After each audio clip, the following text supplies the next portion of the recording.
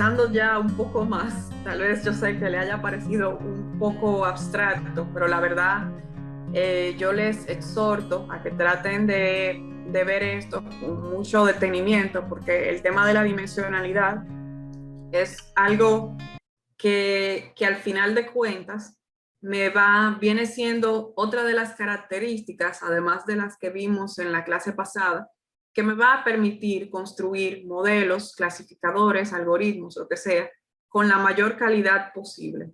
¿Ok? Entonces, tenemos que una técnica alternativa para lidiar con problemas de overfitting, que son ocasionados por un tema de dimensionalidad también, consiste en llevar a cabo una regularización del modelo en cuestión, imponiendo restricciones. Acá nuestro objetivo es que el modelo debe ser robusto para hacer una buena proyección en el mundo real, es decir, fuera de los datos de muestra o de los datos que no se han trabajado durante la fase de entrenamiento. El sobreajuste durante el entrenamiento es lo que podría estar impidiendo que un modelo sea robusto. Y para evitar este escenario y vamos a decir aumentar la robustez del modelo, nosotros intentamos reducir los coeficientes o pesos de las características en el modelo, deshacernos de las características polinómicas de alto grado, eh, vamos a decir que a menor cantidad de grados de libertad existe una menor probabilidad de tener un problema de overfitting en la data subyacente. Y aquí vamos a estar viendo, tanto a nivel teórico como del laboratorio más tarde con Juan, algunos modelos lineales de regularización a través en los cuales se imponen restricciones en las ponderaciones o se lleva a cabo cierta penalización, que son las regresiones lazo, las regresiones Rich y las elastic nets. Entonces, vamos a iniciar con los modelos de regresión Rich. Los modelos de regresión Rich o Tikhonov regularization representan una versión regularizada del modelo OLS, de un simple modelo OLS, donde yo estoy agregando un término, este que se visualiza acá, lambda multiplicado por la sumatoria de 1 a p de los beta j elevados al cuadrado. Este término de normalización básicamente me está forzando el algoritmo a lograr un mejor fit de la data y también a mantener las ponderaciones tan pequeñas como sea posible.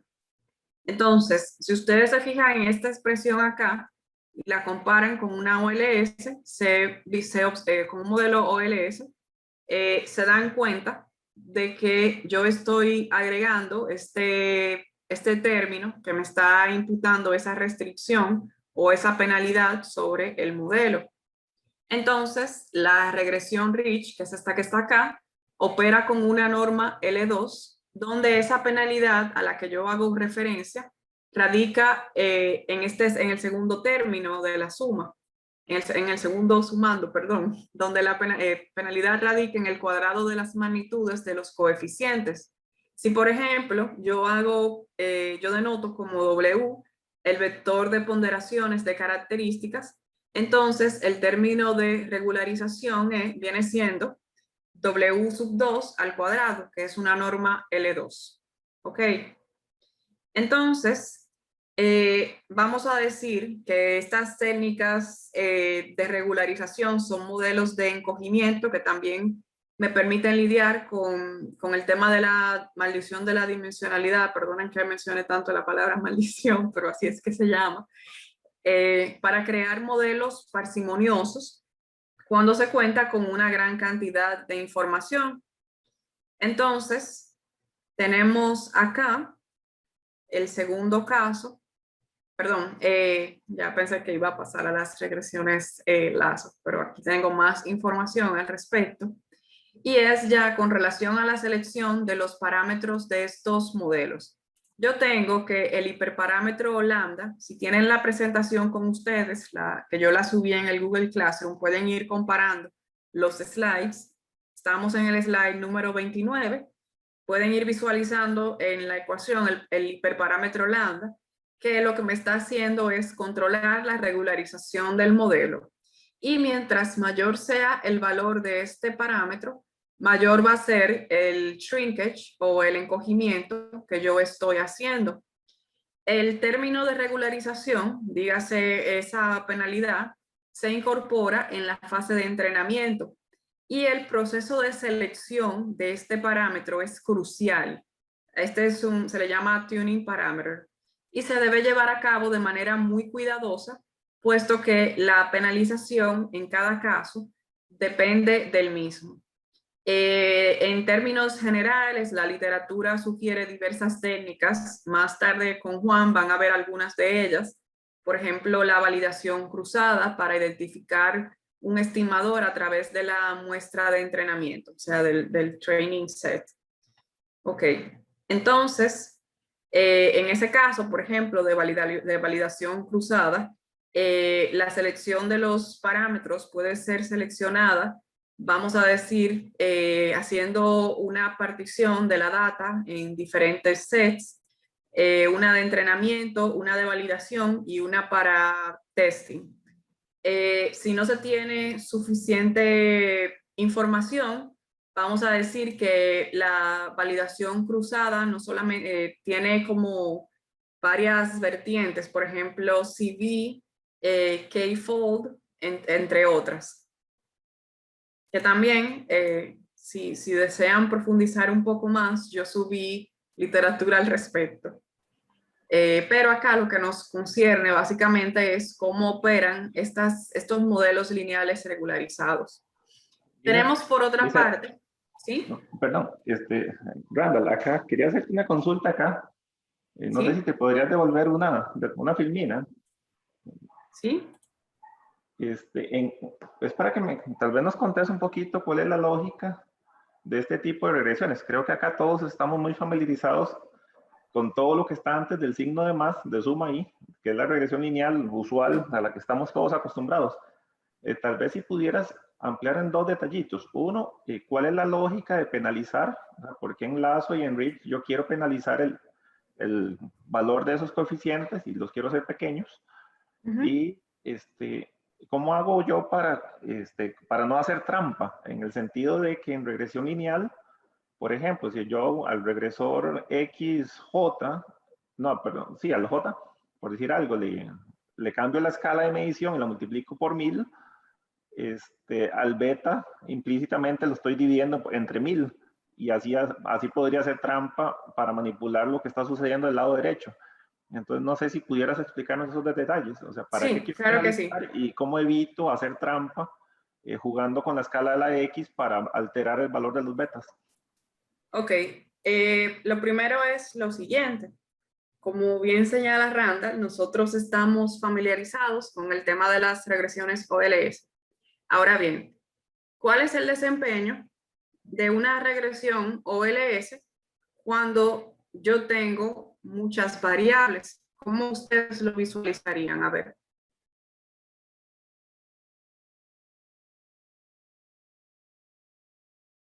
Si, por ejemplo, yo tengo, no sé, 10 variables y mi información es limitada en el sentido de que probablemente sea trimestral para 10 años, vamos a decir. ¿Qué ustedes esperarían de eso? De ese escenario. Muy pocos grados de libertad. Exactamente. Entonces, acá yo vengo con un término adicional, que es el término que yo conozco como penalidad, que empieza acá con lambda, sumatoria desde J1 hasta P de los beta sub J al cuadrado. Básicamente, lo que yo estoy haciendo acá es agregando este término para hacer una especie de encogimiento, vamos a llamarlo de esa manera. Entonces, como les decía, en este tipo de modelos yo tengo las regresiones Ridge y las regresiones Lazo. En el caso de las regresiones Ridge, yo hago un encogimiento donde probablemente todos los parámetros del modelo tengan algún valor, aun si esté básicamente convergiendo a cero. Sin embargo, en el caso de las regresiones Lazo, yo tengo vamos a decir, el poder de anular completamente un término que resulte irrelevante. Acá la idea viene siendo ponderar los términos que me están aportando mayor información y tratar de minimizar el efecto de los términos que me están aportando menor información o que podrían probablemente resultar irrelevantes, porque en este tipo de datasets es muy común encontrar variables que estén muy correlacionadas probablemente o que de una forma u otra me estén aportando la misma información. Entonces esa viene siendo como la idea fundamental. Sin embargo, yo como en 2 o 3 slides, yo voy a poner un ejemplo en que probablemente se entienda un poco mejor la idea. No sé si con eso, Randall, más o menos logro responder un poco la primera parte de la pregunta. Creo que sí. Entonces acá la gracia es, por ejemplo, que si un regresor XJ tiene muy poquito poder explicativo y la única forma en que lo logra es porque el beta asociado es demasiado grande, entonces la forma de castigarlo es casualmente con el término de la derecha, que es, Exactamente. usted me logró explicar porque su parámetro era sumamente alto, pero si se lo castigo Ahora ya bien, usted me aporta. tú mencionas algo aquí sumamente importante y es una observación que yo hice. Vamos a ver dónde está. Yo creo que debí ponerla en grande y de, y vamos a decir subrayada. El tema de la estandarización bajo este esquema es esencial. De lo contrario, yo puedo tener distorsiones en la información, ¿de acuerdo? O sea, yo llevar las variables a una forma estándar donde yo sustraiga la media y divida entre la desviación estándar es esencial. ¿Ok?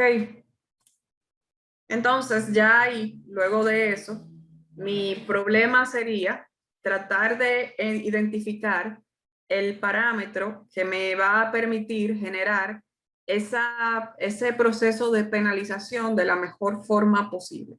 ¿De acuerdo? No sé si con eso logro, vamos a decir, tratar de llevar el problema a... Me parece que sí. O sea, ya con eso me contestaste la segunda parte. Yo no puedo hacer trampa jugando con la escala de X porque ya están estandarizados. Exactamente. Y por otra parte, tampoco puedes hacer trampa jugando con beta cero. Voy a explicar por qué en un momento. Ok. Entonces tenemos, por otra parte, la regresión Lazo, que lleva un proceso de regularización L1, por medio del cual estamos incorporando una penalidad equivalente al que está en la segunda parte después de la suma. Yo estoy incorporando esa penalidad equivalente al valor absoluto de la magnitud de los coeficientes y a diferencia del caso anterior, yo puedo llevar el valor de alguno de estos a cero. O sea, no estoy haciendo necesariamente un encogimiento. Yo puedo simplemente prescindir de algunos coeficientes. Entonces, acá tenía una observación importante que, bueno, en algún momento me acordaré. Entonces, en este caso, se sugieren algunas estrategias para seleccionar el valor de estos parámetros. Con Juan lo van a ver de manera más, vamos a decir, práctica. Una de las ideas es construir una secuencia de k-valores para lambda que vayan disminuyendo, o vamos a decir como una especie de ejercicio de ensayo y error. Otros trabajos en la literatura simplemente sugieren un valor óptimo que podría ser 0.01. Como le decía Randall, se debe llevar a cabo el proceso de estandarización de variables en cada caso para evitar distorsiones en los resultados, porque ambas regresiones son muy sensibles a este proceso de estandarización. ¿Ok? Entonces, una vez que se encuentra el valor de lambda, entonces ya podemos trabajar con nuestro modelo de la manera, o sea, vamos a decir, para generar proyecciones para lo que se desee. Yo quería hacer una pregunta para ustedes, pero tal vez la haga, ustedes la piensen y en algún momento me den su impresión. Si yo les pregunto, ¿ustedes entenderían que los supuestos de normalidad que se mantienen en una regresión, se requieren en una regresión OLS, se mantendrían bajo este escenario de modelos regularizados?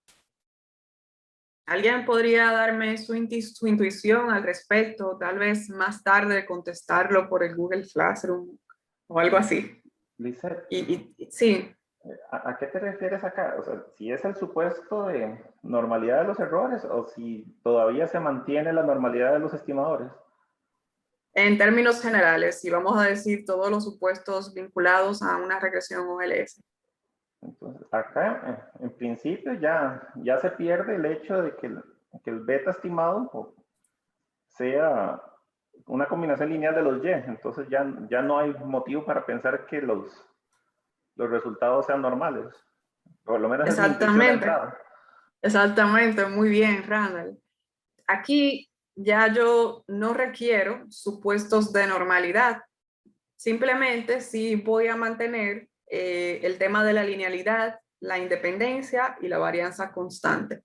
Esta es una discusión que me gustaría que tuviésemos. Obviamente, si a ustedes les interesa, creo que podría arrojarles un poco más de intuición sobre cada una de las regresiones.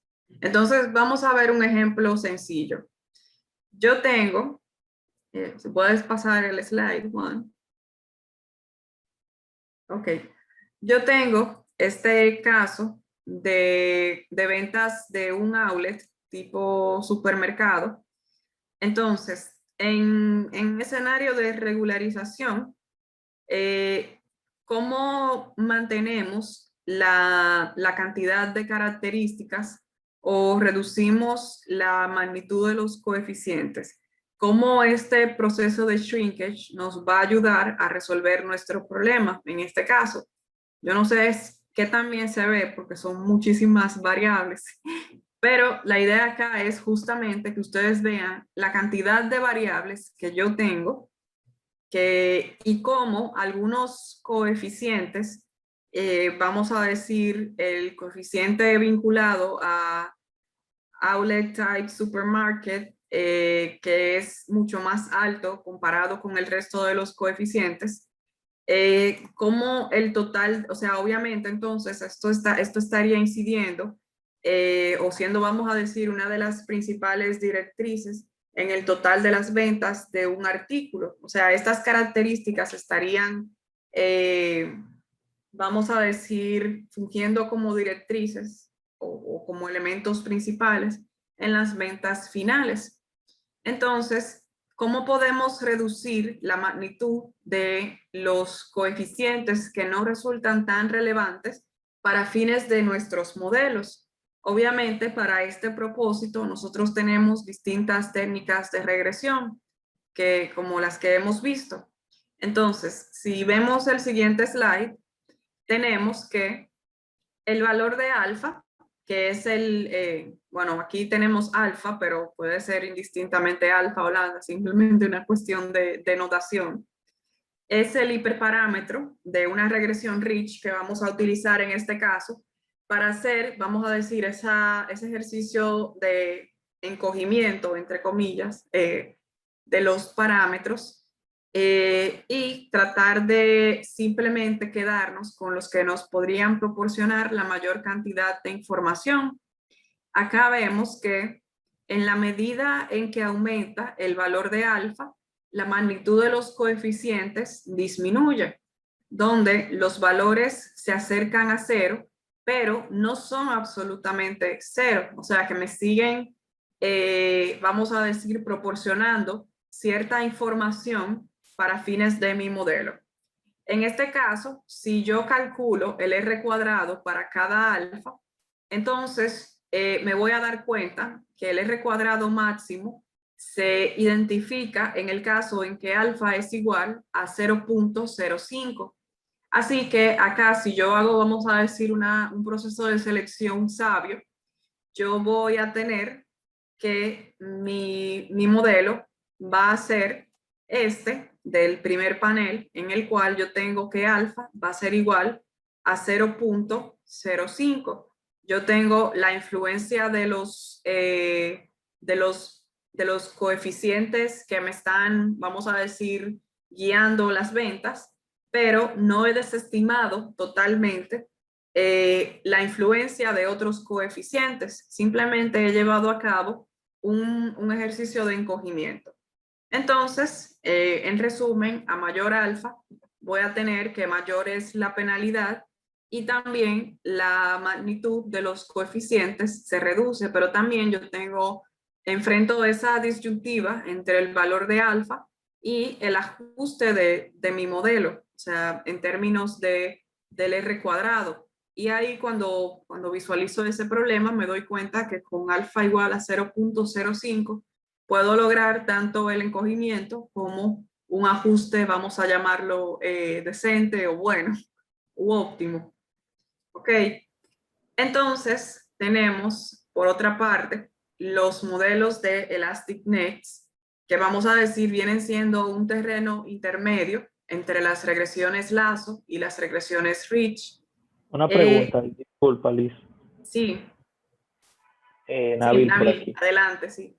Sí, creo que yo voy a volver quizá a una pregunta que hizo Randall, creo ahorita, porque entonces no me queda claro, porque yo puedo entender que se penalice para tú tratar de reducir la cantidad de coeficiente a incluir, pero no me queda claro por qué queremos reducir, digamos, el valor del coeficiente estimado.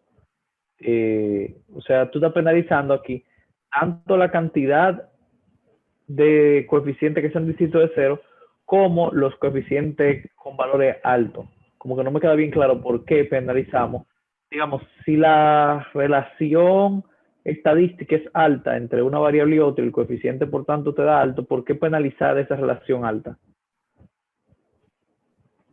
No, o sea, no necesariamente es que yo quiera penalizar la relación alta, sino que en el modelo yo tengo tantas variables que de alguna forma u otra me están ayudando con el fit del modelo, pero lo que yo quiero al final es lograr que se mantengan los coeficientes, pero obviamente yo voy a enfrentarme a una función de pérdida en cualquier caso. No sé si con eso me doy a entender un poquito más. Lisette, tal vez Sí, yo sí. tengo una pregunta muy relacionada y no sé si mi forma de verlo, quiero que me cuentes si es que estoy equivocado o no, interpretarlo así, ayuda Claro. tal vez a contestar la pregunta anterior. Sí. Acá lo que yo veo es que tienes un problema de que tienes demasiadas variables o muchísimas variables y te da miedo caer en el problema del overfitting. Exactamente. Que es algo muy similar a lo que normalmente en econometría lo atacamos con criterios de selección como Akaike o Schwartz. Entonces mi pregunta es si esto es como una alternativa a esos criterios, que digamos en un caso como Akaike, yo digo, bueno, ya tengo una revisión, tengo 20 variables y estoy considerando si vale la pena meter una más o no. Yo sé que meter esa me va a subir el R cuadrado por diseño, pero yo le castigo la pérdida de grados de libertad. Entonces, si el Akaike baja, lo mantengo. Si sube, no, le digo, no, usted no entra del todo. Y no entrar del todo es como que yo obligue ese parámetro a tener un beta cero. Mientras que en estos enfoques que estás planteando hoy, es como, no, le doy la oportunidad de quedarse, pero le voy a castigar ese beta. No sé si es como por ahí la... Exactamente. Yo le doy la oportunidad de quedarse porque obviamente me está ayudando en el modelo. Me lo está favoreciendo, no me lo está, vamos a decir, deteriorando. Le doy la oportunidad de quedarse, pero con esta restricción, vamos a decir de esa manera. Se podría tratar de visualizar. No sé si con eso más o menos se puede responder. Sí, gracias. En mi caso sí. Nabil. Sí, sí. Ok, bien. Entonces, como les decía, tenemos estos ejercicios de Elastic Nets que vienen siendo el terreno intermedio entre las regresiones Lasso y las regresiones Rich. Yo me enfrento a una función de costo que viene diseñada de esta manera, pero vamos a decir que por ahora no me interesa tanto como esa estructura, sino más o menos saber cómo yo lo puedo utilizar para resolver algún problema. Bien, entonces, en general, yo lo que quiero lograr es tener algún modelo de regularización dentro de mi sistema de pronósticos. En los casos en los que se sospecha que existen pocas características relevantes, se puede apelar a las regresiones Lasso o a las Elastic Nets, porque, como les señalaba, bajo el esquema de las regresiones Lasso, yo estoy llevando coeficientes totalmente a cero. Y en el caso de las Elastic Nets, como les decía, viene siendo como ese terreno intermedio. Sin embargo, las Elastic Nets vienen siendo preferibles que las regresiones Lasso, pues estas suelen comportarse de manera errática en caso en que las características estén altamente correlacionadas. Obviamente, mi situación ideal sería un sistema en el que se incorporen diversos modelos y que se penalicen en función de desempeño. Entonces, tratando de recoger todo esto un poco, yo diría que en general, vamos a decir que yo debería tratar de tener regularización en el sistema, no simplemente, vamos a decir, acogerme a modelos de regresión simple. Obviamente, si me logran resolver el problema, perfecto. Las regresiones Rich representan un buen método de regularización. Sin embargo, en el caso en que yo puedo tener algunas características irrelevantes, puedo apelar a los métodos de Lasso o Elastic Nets, como les señalaban, ya que tienen el poder de reducir a cero la información irrelevante. Y en términos generales, las redes elásticas son preferibles que las regresiones Lasso, ya que estas pueden comportarse de forma errática en el caso en que el número de características puede resultar mayor que el número de instancias de entrenamiento o que las características estén altamente correlacionadas. Ok. Entonces, bueno, yo creo que considerando la restricción de tiempo que tengo, bueno, vamos a tratar de avanzar como quiera. Tengo otro modelo acá, que también viene de la mano con este problema de la dimensionalidad, pero probablemente lo vea, vamos a decir, de una manera distinta. Este es el Support Vector Machine Model. La idea de este algoritmo es encontrar una función, vamos a decir, un hiperplano. Les decía que la idea de hiperplano simplemente es la idea de una recta en una dimensión Rn de orden superior. De esta forma, donde yo tengo que el producto punto entre, que los vectores W y H son perpendiculares, y voy a tener que X es el input de este modelo y B viene siendo el sesgo. Y este es un modelo de clasificación. Y si recuerdan de la clase pasada, viene siendo un algoritmo de aprendizaje supervisado. Lo que sucede con este tipo de modelos es que el desempeño se viene, vamos a decir, no es tan eficiente a partir de las 1200 observaciones. Esa viene siendo una de los handicaps de este tipo de modelos. Entonces, para clasificar las observaciones en el marco de este algoritmo, se busca una función h que se comporta como la función signo. Es decir, vamos a tener que va a ser igual a +1 o a -1, dependiendo del tipo de problema. Entonces, lo que yo tengo acá es que voy a hacer, perdón, se me fue. Ok, estamos en el slide número 39. Ok, acá lo que yo voy a hacer es básicamente el famoso truco del kernel, que me dice que con una muestra de entrenamiento separable, el problema es relativamente simple, ya que solamente debo seleccionar hiperplanos que no contengan puntos entre ellos. Y el problema de optimización requiere maximizar esa distancia entre los hiperplanos. Generalmente, yo voy a tener clases no separables. Se sustituye el producto punto por un kernel. Yo sé que el término kernel aquí se puede prestar a varias acepciones, pero en este caso nos estamos refiriendo al kernel trick, vamos a decir, que nos permite hacer un mapeo a una dimensión de orden superior donde el problema de separación de clases pueda ser resuelto, que es lo que se visualiza en este gráfico que está acá. Yo tengo el problema de que en una dimensión de orden inferior no puedo lograr la separación de esos puntos. Sin embargo, a través del kernel trick, yo logro ese mapeo a una dimensión de orden superior y logro construir mi clúster de manera más eficiente y, vamos a decir, logrando una mejor separabilidad.